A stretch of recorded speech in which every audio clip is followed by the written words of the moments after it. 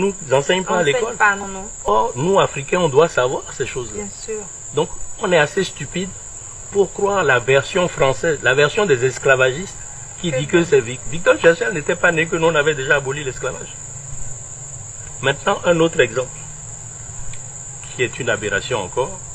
En 1818, un roi du Dahomey, au Bénin actuel, le roi Adam Dozan, décide d'abolir l'esclavage. Et il dit au plus grand négrier de Ouida, Tchatcha de Souza, le temps de vendre des êtres humains est révolu. 1818, Victor Schœlcher a quel âge? 14 ans. Il joue aux billes dans la cour. Donc, avant sa naissance, les esclaves se sont affranchis, ils ont aboli tout seul l'esclavage. En 1818, on a des traces historiques du roi Adam Dozan du Dahomey qui dit « Je ne veux plus participer à ce business-là, c'est inhumain ». Et il se fait destituer parce que le plus grand négrier, Tchatcha de Souza de Ouida, Oui.